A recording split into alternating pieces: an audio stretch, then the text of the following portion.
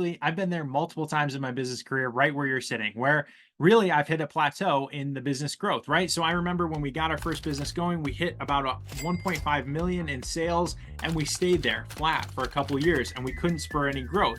Then we actually have to start a second business to go along with it. It was really just a complementary service to the existing business. Those two things merged together and helped accelerate us from 1.5 to the $3 million business that we are today.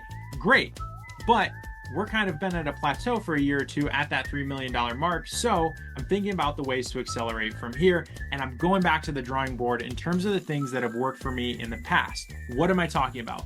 Well, you need to go back to the basics most often, right? Because whatever got you to where you are today, right? So if you're doing 100,000 in revenue, whether you're doing $1 million in revenue, 2 million, 3 million, or even if you're doing 10 million, you're watching this video and your business is much farther along in its growth trajectory than mine, hopefully I can remind you of something here today, which is something got you to where you are right now, right? Something helped accelerate your business to the point that it is today. And you don't necessarily need to reinvent the wheel, but you just need to be reminded of what was in the DNA of your company that helped accelerate it to that point of growth. How do you get there? You need to sit down and pull out your profit and loss statement. And you need to first go through and make sure that it's clean and has evaluating all of your marketing growth investments. So both your sales and your marketing investments, and categorize them. There's a few different market channels that we use, right? And there's all types of different marketing channels. And you invested in certain ones to get your business to where it is today. But at a certain point, you either slow down your investment in that channel, diversify to other investment channels, or just stop doing certain things altogether well in those channels. So maybe personnel change, people change, maybe your marketing flyers weren't as exciting as they once were. You need to go first and foremost to look at these channels and see how much you're spending on those channels. Then if you're not tracking your acquisition by channel, right? That new customers, it doesn't matter if you're in retail, a service business, an agency like mine, the new customers that have signed up for your business, where did they come from? So if you're not using like a Google form to ask, hey, how did you hear about us? Or after the survey, or when you're showing up, hey, how did you hear about us? And marking that down, you're making a big mistake, because what you need to do is collect that data. Once you have that data collected though, you're gonna be golden, because what you can sit down and do now with your profit and loss statement and with the information on where customers found out about you is you can go back and say, okay, we spent $80,000 on trade shows. We spent $100,000 on sales labor for cold calling. Okay, we spent $50,000 on email marketing. Okay, we spent another $50,000 on cold email. What was the acquisition source for these customers for our business, right? And now you can take the volume of customers and the revenue of those customers versus the cost of the acquisition channel, and you can just do simple math and say, okay, this acquisition channel cost me this much.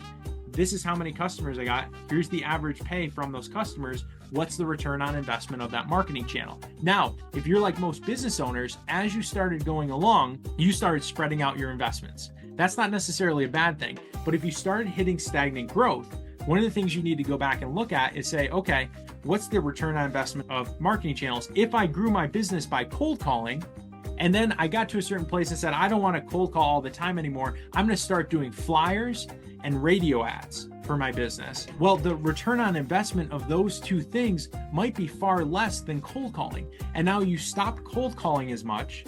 You started doing the other things and putting your marketing dollars and sales budget into those. And now all of a sudden, your business is spread across multiple acquisition channels, multiple marketing channels, with all of your budget going to these different ones, and you have way lower return on investment from these other marketing channels than the main marketing channel that got you to where you are today. So the big secret here to actually growing your business is to reevaluate that, realize which marketing channels are giving you the biggest return on investment in terms of customer count and dollars, and reorient your budget back into the thing that's making you the most money. Right? I'm not saying that expanding touch points is not good, but if you hit a stagnant growth point, you need to reevaluate whether or not those things are turning that dollar that you spend in marketing or advertising into the most dollars it can make you in terms of return on investment. And often the answer is going to be no. So the secret to growing your business beyond any stick point or beyond where you are today and growing as fast as possible is to make sure you actually are investing in the tip of the spear, which means the pointiest spot, the best part of your business marketing that can grow you as fast and as much as possible in the shortest amount of time with the least money invested. That is your biggest return on investment marketing channel. You should allocate your resources right into that to grow it as much as possible and get beyond this stick point that you're at with your business. Now, once that has reached a saturation point, because that's your big question, right? Well, when do I spend on other things? I can't just be a business that operates in one distribution channel. No, of course not. But the point at which you switch gears and start investing in other acquisition channels is once you've absolutely saturated that channel. So once you're saying, we are getting every single lead we possibly can, we are getting every single appointment, if we put another dollar into that distribution channel, we would start have diminishing returns on investment. Once that's the point that you're at with your marketing channel, that's when you diversify and start building up the other marketing channels. If you're not at that point yet today, then keep investing in the channel that's brought you the most growth, and that's going to give you the biggest return. If you like this video, hit that subscribe button, hit that like button for more business advice that's going to help you grow your business to its biggest potential. Thanks so much for joining me. Hit that like button. We'll see you in the next video where we talk about how to create more visibility for your business.